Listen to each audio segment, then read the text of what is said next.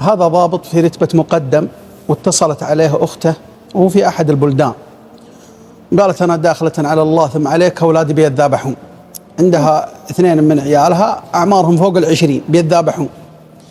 قال ابشر، وطلع من ديرته من مدينة إلى مدينة لين وصل عند أخته، وجاء قال إيش العلم؟ قالت واحد منهم موجود في البيت وطارد الثاني وحالف إنه لا يجيه الثاني يذبحه.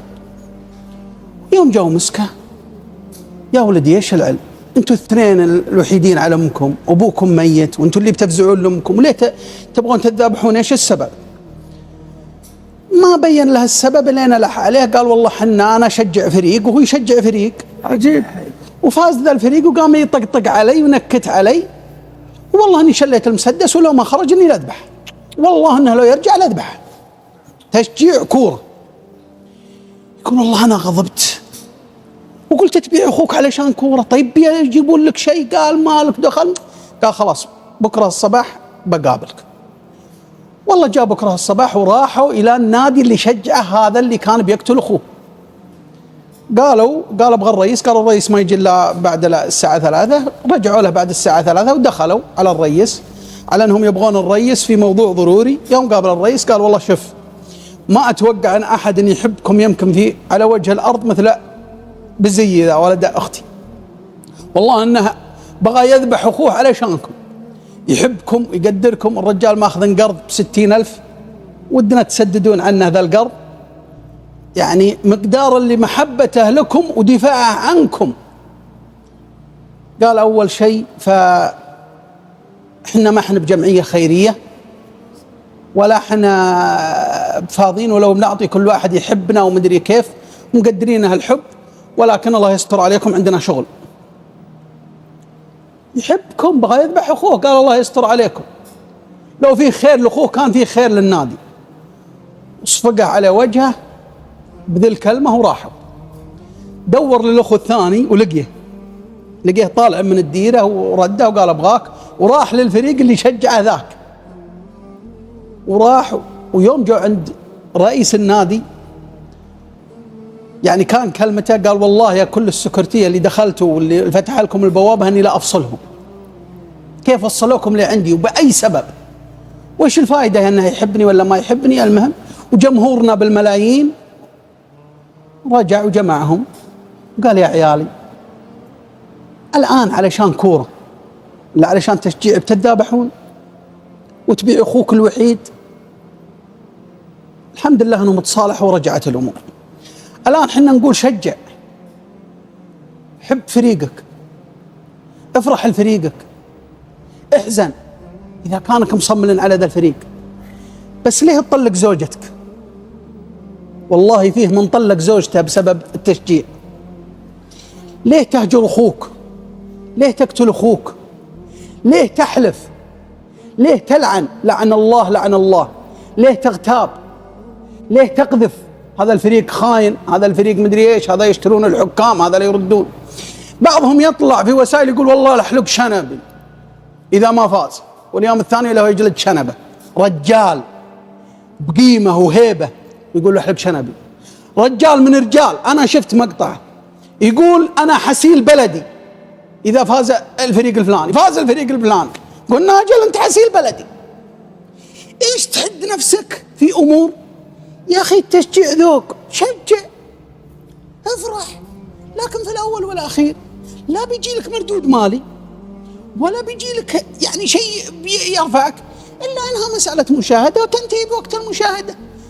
الفرق يأخذون ملايين، الدولة ما بذلت هذه الأموال علشان الناس يتذابحون، ولا علشان الناس يكثر الطلاق، ولا علشان تكثر من الشحناء والبغضاء.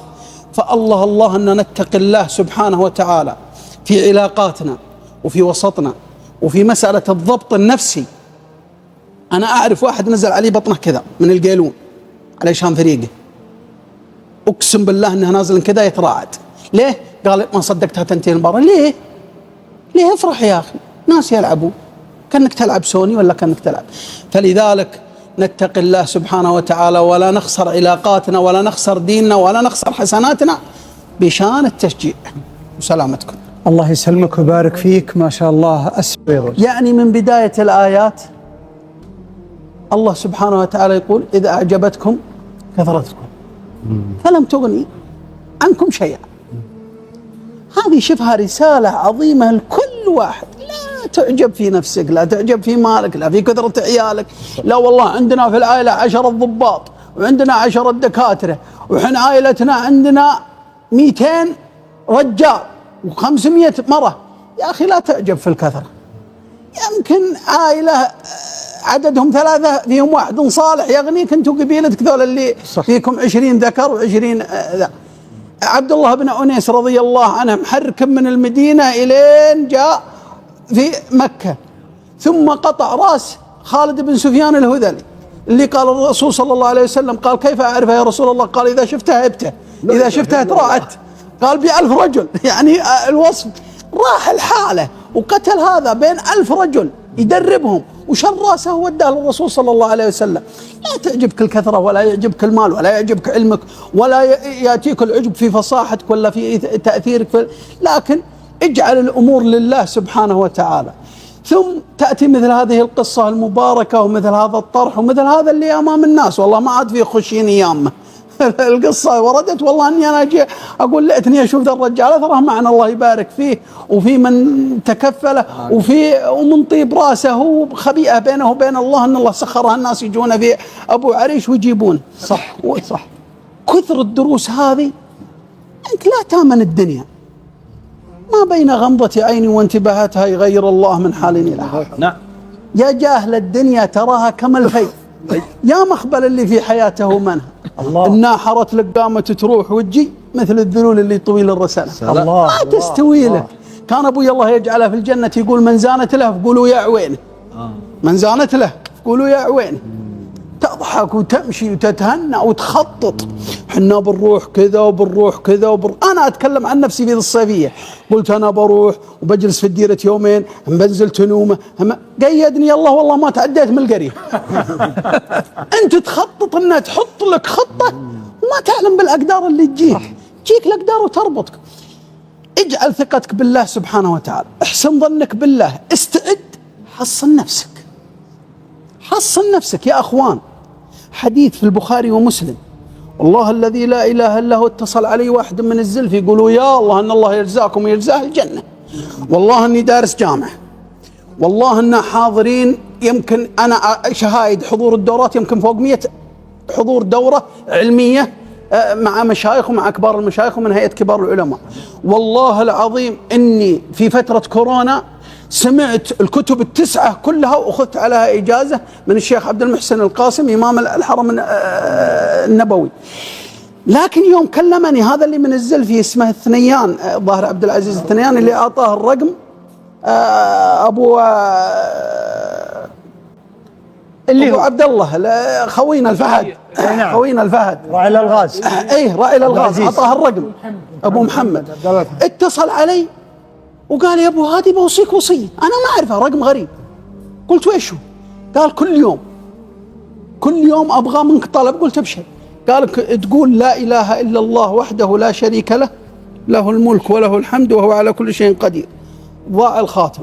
لا هذا هو. شو خاتمه؟ اني انا اعلم لك يعني من فوائد بعض الاتصالات. رحت واشتريت خاتم علشان بس وصيته. قال كل يوم كل صباح قل لا إله إلا الله وحده لا شريك له له الملك وله الحمد وهو على كل شيء قدير 100 مرة.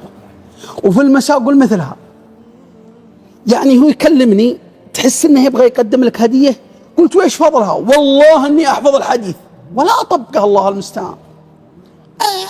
صرفني عنها الشيطان. قال يكن لك بها عدل 10 رقاب. من بني إسماعيل. يعني انت تأتك كل يوم 10 رقاب، كل يوم تعدل 10 رقاب. كم قيمة الرقبة ذا الحين للذبح الخطأ أولا؟ 300 وشوي. 300 وشوي. يعني كل يوم كم تدفع؟ كل يوم 3 مليون. يوميا الصباح تدفع 3 مليون صدقة تفك 10 رقاب، وفي المساء تدفع 10 مليون. يعني كل يوم صدقتك 20 مليون يا الله، وانت جالس بس 100 ولك بها 100 حسنة، 100 حسنة صافية. الحديث في البخاري ومسلم. وينحط عنك 100 سيئة. وتكون لك حرز من الشيطان في يومك ذلك حتى تمسي. حرز من الشيطان، أنت مسوي سد وحصن من الشيطان. ولم يأتي يوم القيامة أحد بأفضل مما جئت به إلا واحد قال مثل ما تقول أو أكثر. لا إله إلا الله. بس تجلس 100 مرة تعد ما في أصابعك ولا في هذه الوسائل اللي الله أعطانا إياها أنها تحرصنا وتذكرنا الذكر، تعطيك هذه الأجور كلها وتمنك من الدنيا. إن جاك خير تقبل به، وإن جاك شر تصبر عليه. فلذلك الدنيا تجارب، وهي من أقدار الله سبحانه وتعالى. ونحمد الله في القدر الطيب أن الله جمعنا بأمثالكم نسمع القصص الطيبة والمواعظ الطيبة وتزين وتشرح صدور المهتم وتفرح السعيد. الله يجعلنا وإياكم سعداء في الدنيا والآخرة. آمين. خالد بن عايش السرح. أنا الصدق لفتني كل كلام طيب، لكن لفته من شيخنا يوم قال بعض الناس يجيه الشيطان ويقول أنت مخربها خلاص، ما عادك بناظر، خلك على خنيزك لين تموت. هذا شوف هذا الفكر موجود. أنا قد سويت، أنا قد فعلت، أنا وياتي الشيطان ويحطمك ويثبطك، مع أن في شريعة سمحة، شريعة بينها الرسول صلى الله عليه وسلم، بل أقسم عليها. يقول فوالذي لا إله إلا هو إن أحدكم يعمل بعمل أهل النار حتى لا يكون بينه وبينها إلا ذراع، فيعمل بعمل أهل الجنة فيسبق عليه الكتاب فيعمل بعمل الجنة فيدخلها. الله أكبر. يعني هذا طول عمره ويعصي، يشرك، يكفر، يسوي كل شيء، ليه يتوب آخر عمره يمكن قبل بيوم. بعضهم تاب ولم يسجد لله سجدة، الله أكبر. بعضهم بس نوى التوبة وراح إلى بلدة فمات فاختصمت ملائكة الرحمة وملائكة العذاب، لا سجد لا صلى لا صام، فتغيرت معالم الكرة الأرضية إلين راح شبر في بلاد هلف دخل الجنة. هذا طول عمره يعصي. أنت عندك معصيتين لا تتساهل. ثم أقسم الرسول صلى الله عليه وسلم وإن أحدكم لا يعمل بعمل أهل الجنة. نسأل الله الثبات، نسأل الله الثبات حتى نلقاه، حتى لا يكون بينه وبينها إلا ذراع، فيسبق عليه الكتاب فيعمل بعمل أهل النار فيدخلها. الله يجعلنا وإياكم من أهل الجنة. ولذلك يقول ابن القيم رحمه الله رب حسنة تدخل صاحبها النار، لا إله إلا الله، ورب سيئة تدخل صاحبها الجنة. قالوا كيف؟ قال يعمل أحدكم السيئة فيخالطها بالذل والندم والتوبة والرجوع، كل ما يتذكر الله المستعان، والله أني قد سويت كذا، الله المستعان، الله المستعان، فلا يزال يندم ويتوب تواب أواب حتى يدخل الجنة بهذه التوبة. الله. ويعمل أحدكم حسنة فيركن إليها بالعجب وبالركون إليها حتى تدخلها النار. بعضهم نقول حجيت، قال الله قد حجيت 20 حجة واعتمرت 100 عمرة ومدري ويش، والله أني ذاك اليوم أني بنيت المسجد اللي في ديرة الفلان شفتوه، أني أنا اللي بنيته، وأني شاركت في كذا، وأني شاركت في كذا. أنت تدري الله قبلها ولا ما قبلها؟ يعني لا تركن إلى أعمال قد ما تقبلها. يقولون فيه اسمحوا لي هذه القصة يعني والله أنا مؤثر. فيه رجل عزم على أن يبني جامع باسمه، ويكون هذا الجامع له الحالة، ما أحد يحذر على العمال وعلى الشغالين، قال لا أحد يشارك فيه لو ببلوكه، خلوه أبغاه صافي مصفى باسمه، لا أحد يشارك، لا أحد يحط فيه قرآن، لا أحد يحط فيه شيء. يقولون والعمال والله مشوا على كلام. هذا على المدة الأولى كان العمال يجون بحمير يحملون عليها، الله يكرمكم السامعين، يحملون عليها الطين، يحملون عليها الماء، يحملون عليها.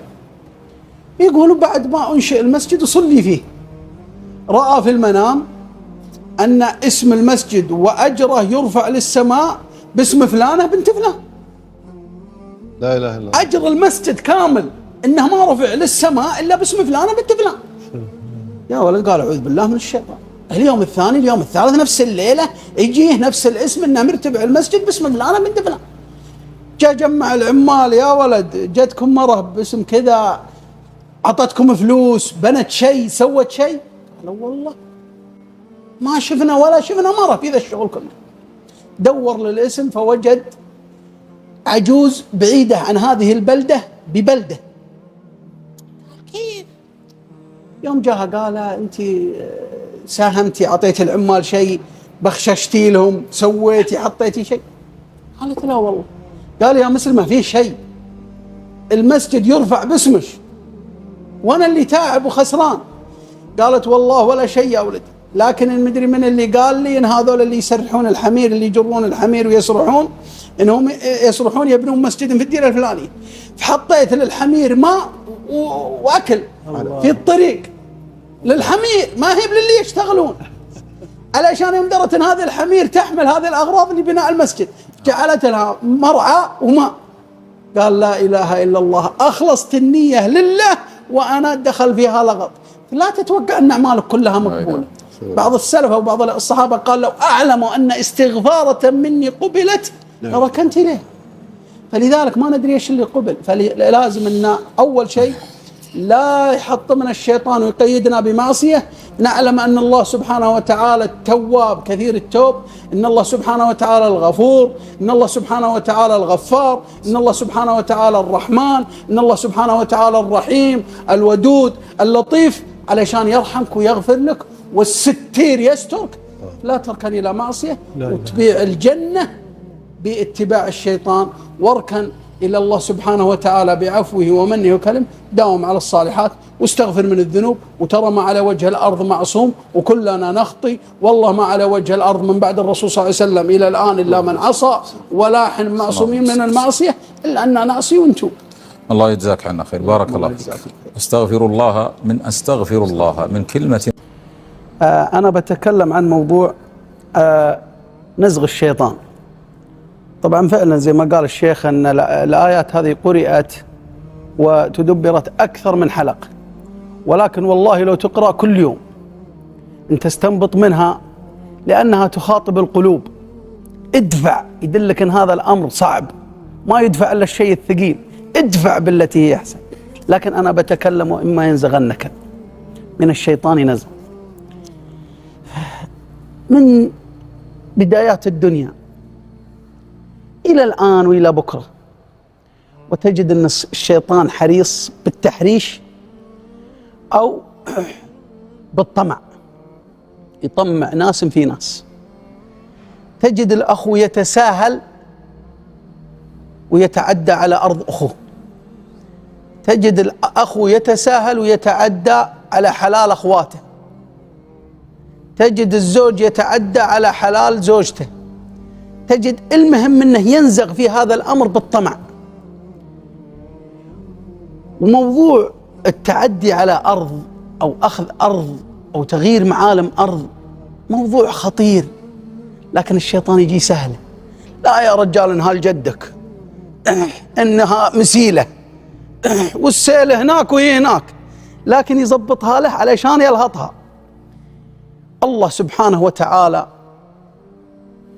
بالوحي الذي أوحاه للرسول صلى الله عليه وسلم قال الرسول صلى الله عليه وسلم: لعن الله، شبه لعن 4، لعن الله من ذبح لغير الله. وهذه فيها من الشيطان، لأن بعضهم يقول أنا ذبحت لفلان وذبحنا لآل فلان وذبحنا لآل فلان. يا أخي يقول أنا ذبحت لله عزيمة لفلان، خل الذبح لله، لأن هذا فيه لعن الله من لعن والديه. قالوا يا رسول الله يلعن الرجل أباه؟ قال يسب أبا الرجل يضطر أن هذاك يرد عليه. قال لعن الله أبوك؟ قال لا، لعن الله أبوك أنت، فلا تكون سببا في أن يلعن أبوك وأمك، أو أن يلعنون أبوك وأمك، أو أنك بسوء أخلاق، بأذى في الطريق، أذى للجار، أذى للناس، تضطر أن الناس يلعنون والديك. قال الرسول صلى الله عليه وسلم: لعن الله من لعن والديه، لعن الله من آوى محدث. بعض الناس يغمغمون على المفسد، لا لا لا والله الله أنه يصلى على طرف ثوبه، نعرفه مسكين وهو مجرم. هذا من إيواء المحدث أنك تزينه وتزبطه للناس وهو مجرم مفسد سارق حرامي. والأمر الرابع: لعن الله من غير منار الأرض. الحديث في مسلم: غير منار الأرض، يجي يعرفون ان هذا الحد انه لا لفلان، وهذا الحد لا لفلان، هذا الحد لك وهذا الحد لاخوك، ارضك يحدها كذا ويحدها كذا، يسري في الليل ولا شاف رفيقه ولا ذا سافر ولا طرش ولا عود العمله ولا راح ولا جاهم عزا ولا جاهم مصيده، سرى هو وعواله في الليل وقام يزود مترين ولا ينقص مترين ولا يحدد له ارض ما هي له ولا لابوه ويحسب انها اخذ. قال الرسول صلى الله عليه وسلم، وهذه خطيره: من اقتطع شبر، الربع اللي يقتطع 2000 كيلو ولا كيلو ولا 2000 متر، من اقتطع شبرا من أرض، شبر طوقها الله بها يوم القيامة. الناس في المحشر حفاة عراه، اللي العرق إلى ساقه إلى ركبته إلى حقوه، وهذا مربط على رقبته 7 أراضي. وقيل أن هذا الشبر اللي أخذه من الأرض السابعة يأخذ اللي تحتها من السادسة والخامسة، فياتي تتطوق به يوم القيامة. 7 أراضي تتطوق به يوم القيامة، ويمشي يعرف أن هذا مجرم، يعرف أن هذا أخذ حلال أخوانه، يعرف أن هذا أخذ أرض جاره، يعرف أن هذا أخذ أرض ما هي له. لعن الله من غير منار الأرض. الأمر الثاني: أنت تقدر تتحايل على أخوانك، على جيرانك، على رفيقك، وقدر تأخذ الأرض وجبت لك شهود، ويا فلان شوف يحدها من كذا كذا ويحدها من كذا كذا ويحدها من كذا كذا، ودرستهم وعلمتهم وجبتهم شهود في المحكمة وحلفوا معك وحكموا لك وحكمت وجالك صك شرعي وفرحت ما شاء الله. شفت الأرض هذه اللي خذيتها يوم القيامة بتشهد وتحدث أخبارها. الله يقول: إذا زلزلت الأرض زلزالها، زلزلت الأرض. ثم ذكر الله سبحانه وتعالى أن الإنسان يقول: ما لها، ليه الأرض تتكلم وتشهد؟ بأن ربك أوحى لها. الأرض تحدث عن أخبارها يوم القيامة: يا ربي أنا لفلان ماني بلفلان، يا ربي هذا جاء وأخذني عنوة وغصب وبحيلة ومكيدة. فلذلك نتقي الله سبحانه وتعالى، ولا نتعدى على منار الأرض، ولا نتعدى ولا جانا الشيطان وسوى لنا زين لنا سوء أعمالنا نخاف. وكم من قصص جاءت في هذا الأمر. وأختم بما ذكره أحد المشايخ زمان سمعناه وتحققنا من السالفة ولا هي صدق. رجال جاء يبغى ياخذ أرض قدام بيته علشان يحط فيها ضيافة، وهذه الأرض لأيتام بس بينه وبينهم وادي. وجاء عند الأخو الكبير اللي قال: أبغى أخذ هذه الأرض وبعطيكم أرض ثانية في جهتكم. قال: لا، باقي يا أخواني قصر ولا أقدر أعطيك ذا الحين، ليه كبره وما عليه. قال: لا، حاول فيهم. قال: قصر، ما أقدر أتعدى على حلال الأيتام. المهم حاول فيه يوم شاف ما فيها طب وهو قد خلص بيوته ويبغى لها ضيافتهم قدام بيوته، جاء قال: أقول مالك شيء هذه. بدأ يعمر فيها. جاء الولد اليتيم هذا: يا مسلم اتق الله أرض أبوي. قال: مالك شيء، إذا لك شيء روح اشتك. راح واشتكى، وبعد ما اشتكى استدعاهم القاضي، تحولت القضية للقاضي. قام هذا واخذ 2 من شيبان ربعه وقام يدرسهم. قال: ذا اليوم انتم بتشهدون لي، بكرة تنالكم وبشهد لكم. هذه الأرض كذا ويحدها كذا، ودرسهم في الليل وعلمهم. وسرحوا الصباح وجاء عند القاضي وقال: تشهد بالله ان هذه الأرض لفلان؟ قال: اشهد لله انها لفلان من ابوه من جده، ويحدها كذا ويحدها كذا ويحدها كذا. وجاء الشاهد الثاني وشهد بنفس الشهاده. قال القاضي: الاثنين ذولا ابغى مزكيه. قام الولد صاحب الأرض الحقيقي قال: لا يا قاضي، هذولا شيباننا وأعرف بابوي ومن أطيب شيباننا ومن أهل المسجد، أجيب لهم زكية؟ أنا أزكيهم، دامهم شهدوا أنها لفلان أنا أزكيهم. إن كانت حق فالله يرزقه، وإن كان ما هي بحق فحسبي الله ونعم الوكيل. نزل من المحكمة ودخل في المسجد ورفع يديه لله. وذاك راح فارح وكلم مرته جهزي الفطور، وقد الصك معه في ماسوره، وأيام كان الصك يجي في مواسير البلاستيك ذيك، ويحول وينقلبون في لفة ويحصلون راسه على الماسورة ذي على الصك منتثر. ويجون بعد العزاء وبعد فترة ويجون أولاد الشايب ذا اللي أخذ الأرض حرام، ويجون للولد اليتيم معهم جاهية، معهم عرب، قالوا يا فلان أبونا حاول معكم وحاول معكم وراح إلى ما قدم، وحنا هذه أرضكم والله يجزاكم خير وخذوها. قام الولد هذا اليتيم قال لا والله، حكم فيها بصك شرعي، حلفوا عليها اثنين من أكبر جماعتنا والله ما عاد آخذها، وهو يتحاسبها. ويوم القيامة حنا وقفنا عند قاضي من قضاة الأرض، لكن نوقف عند قاضي القضاة سبحانه وتعالى، وكل ياخذ حقه. والله ما أغير شرع الله ولا أخذ شيء قد حكم به شرع رب العالمين. ورجعوا الأولاد، جلست هذه الأرض لا أحد انك جرى يبني فيها ولا أحد. فلا تتعدى على الأراضي ولا تطيع الشيطان، واتق الله واعرف انك بتمرض. وكم من الناس انخذوا أراضي وشوي إلا أولادهم مصابين بفشل كلوي وبأمراض قلب وذا. فأسأل الله سبحانه وتعالى أن يقنعنا من الدنيا بخير وأن يعيننا على أنفسنا، وأن لا يجعلنا نتعدى على حق من حقوق المسلمين يا رب. بارك الله فيك يا أبو هادي، شكر الله لك عليكم. على هالإفاضة. مشاهدي الكرام.